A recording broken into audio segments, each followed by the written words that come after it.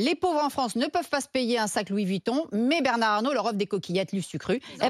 Dont le seul et unique objectif, c'est de fabriquer des sacs à main pour des bonnes femmes qui se trimballent sur les plages de Dubaï. C'est aujourd'hui spectaculaire ce que fait la famille Arnault pour venir en aide aux Restos du Cœur, qui sont dans le rouge. Est-ce que c'est démagogique? Est-ce qu'on dit merci Bernard? On en discute avec les GG. 3 hommes disent merci Bernard. Jérôme, Olivier. Une femme trouve que c'est démagogique.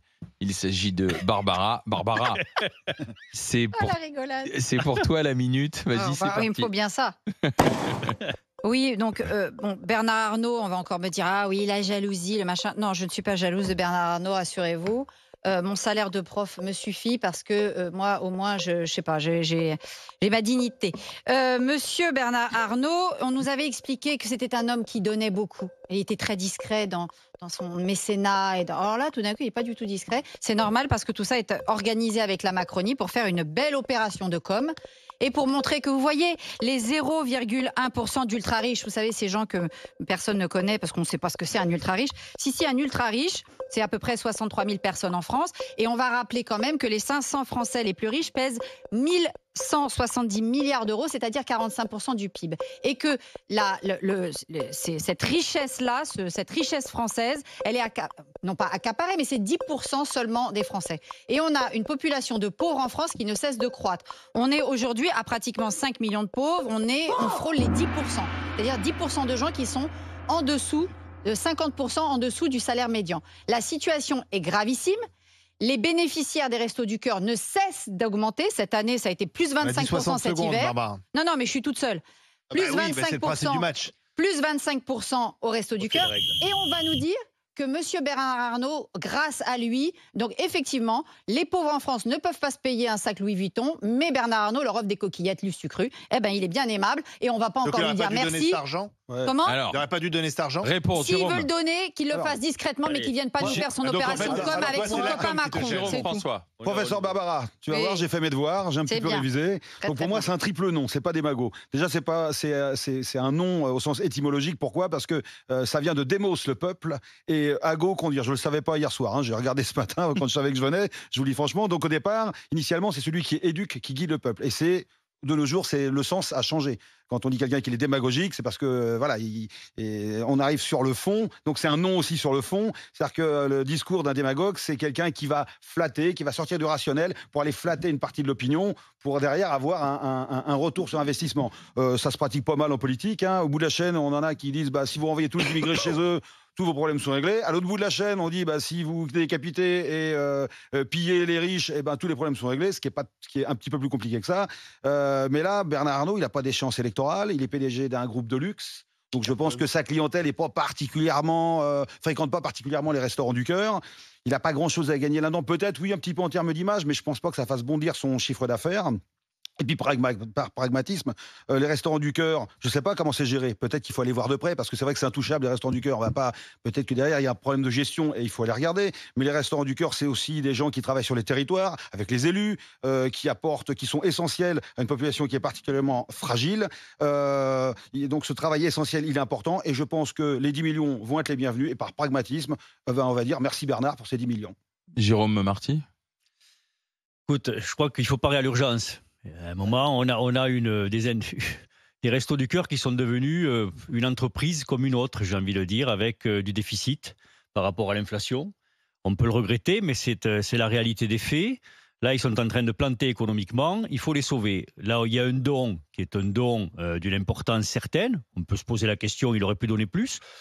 On peut surtout se poser la question. Il aurait pu ne pas donner, mais on peut surtout se poser la question de la communication effectivement autour. Voilà. Normalement, quand tu donnes, tu dis pas que tu donnes. Voilà. C'est encore mieux. C'est encore mieux. Parce que tu incites. Mais là, oui, non, mais. Et d'ailleurs, les autres suivent. Oui, c'est vrai. On incite les autres. La seule chose, c'est que, je dis encore une fois, il a bien fait de donner. Je suis dans ce camp et j'y reste. Mais ce qui me gêne profondément, c'est que, avec les Restos du Cœur, c'est qu'on n'a pas respecté la mémoire de celui qui les a créés, à savoir Michel Colucci, dit Coluche. Puisque quand il a créé les Restos du Cœur, il l'a bien dit, il a dit on fait ça, mais il ne faut pas que ça dure longtemps. Il faut que l'État prenne la main le plus rapidement possible. Et l'État n'a jamais repris la main. Jamais. L'État finance les Restos du Cœur. Et aujourd'hui, on voit une communication organisée, je te rejoins, par le gouvernement, sur les Restos du Cœur, en disant donnez, donnez, donnez. Et l'État, lui, ne fait rien pour qu'il n'y ait plus personne dans la rue, etc., etc. Et donc ne reprend pas la main pour qu'enfin on en finisse avec les Restos du Cœur. Parce qu'il faut en finir avec les Restos du Cœur. Et il faut en finir avec les Restos du Cœur, comme on en finit avec la pauvreté. Le problème, c'est qu'on n'en finit pas. Non, c'est pas la démagogie. La démagogie, c'est précisément... C'est pas la démagogie. Oui, mais si, parce que la com, c'est une forme de démagogie. C'est-à-dire que quand Monsieur Bernard Arnault organise littéralement avec le gouvernement, avec Madame Aurore Berger, qui fait des soi-disant appels, et puis comme par hasard, la famille Arnault répond, alors qu'on sait très bien que Bernard Arnault, ça a été un des premiers soutiens d'Emmanuel Macron, parce qu'il a connu Madame Macron. D'abord, il ne connaissait pas Monsieur Macron. Il a connu Madame Macron quand elle était prof à Franklin, puisqu'elle était la prof de ses enfants. Et c'est comme ça que Bernard Arnault a connu les Macron, quand les Macron n'étaient pas du tout dans la politique. Donc c'est une amitié. Non, mais je veux dire, il y a quelque chose qui est de l'ordre d'une amitié personnelle entre Monsieur Macron et Bernard Arnault. Chacun les amis qu'il veut. Monsieur Sarkozy, il avait Bolloré. Monsieur Macron, il avait Bernard Arnault. Non, mais c'est plus respectable que Chavez, par exemple, comme ami. Je sais pas, Chavez n'est pas mon ami, donc je m'en fous. Je parle de la France Insoumise. Ah oui, mais je m'en fous de la France Insoumise, moi. C'est celle qui critique beaucoup. Non, mais moi, je m'en fous de la France Insoumise. Moi, je m'en fous de la France Insoumise, mais moi, je me rappelle très bien du très bon film de François Ruffin, Merci Patron, qui déjà nous parle de Bernard Arnault et qui nous montre le vrai visage de Bernard Arnault, c'est-à-dire tout dans la com, tout dans le pipeau, mais par contre derrière des façons de manager et des façons de mettre la pression sur les petites gens et sur les petits salariés. Je savais qu'on allait faire le procès de Bernard Arnault. C'est-à-dire que le mec, il fait un chèque de 10 millions et on lui fait son procès. Bernard Arnault, s'il veut donner de l'argent aux pauvres, vu que son patrimoine, c'est 203 milliards d'euros, si monsieur Bernard Arnault veut donner aux pauvres et veut résorber la pauvreté en France, qu'il agisse de façon pérenne et constante. Et peut-être qu'il le fait, mais peut-être qu'il a l'intelligence de le faire discrètement. Là, c'est un coup monté avec la Macronie pour venir nous dire, regardez le brave Bernard. Non, excusez-moi. On a compris. Bernard Arnault, moi, je ne vais pas aller lui dire merci. On a compris. Je lui dirais merci quand il paiera vraiment beaucoup d'impôts en France. Avec ce chèque, a fait plus de bien pour les pauvres que toi, la France Insoumise, et nous tous réunis. Mais arrête avec la France Insoumise. Je ne vote pas la France Insoumise. Je m'en fous. François Ruffin. Je cite François Ruffin pour son film Merci Patron.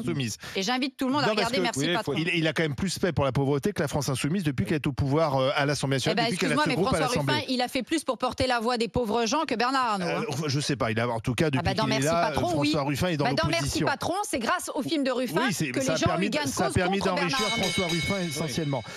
Les 200 000 employés de LVMH. LVMH, c'est 200 000 employés dans le monde. C'est 37 000 travailleurs en France. C'est 500 boutiques, 112 sites de production. C'est 5 milliards d'impôts sur les sociétés payées dans le monde, dont près de la moitié en France. Plus d'1 milliard d'euros investis en France chaque année. En moyenne, sur ces dernières années, l'empreinte fiscale totale, c'est-à-dire si on prend l'impôt sur les sociétés, la TVA, les charges sociales de LVMH, en France, c'est plus de 4,5 milliards d'euros par an.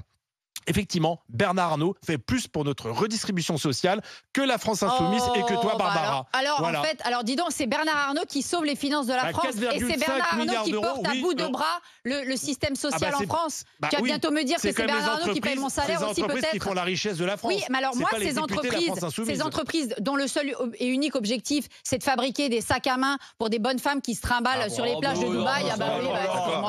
Non, l'argument, non. Non, mais qu'il investisse. Mais que Monsieur Bernard Arnault diversifie et il investit aussi dans les activités écologiques. Je viens de le dire. 1 milliard d'euros investis en France chaque année par LVMH. Mais investi dans quoi? Explique-moi ta vision de l'économie. Investi dans le luxe. Il investit dans l'industrie du luxe. En quoi ça participe à la réindustrialisation? C'est des emplois.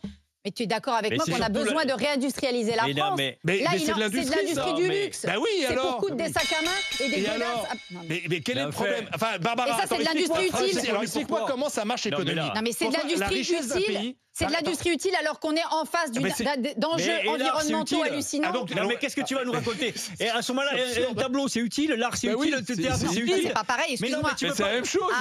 Mais non, mais tu me parles de l'industrie du luxe, Barbara. L'industrie de l'art, c'est pas la même chose que l'industrie du luxe. T'as pas encore des artistes qui fabriquent à la chaîne. Barbara, on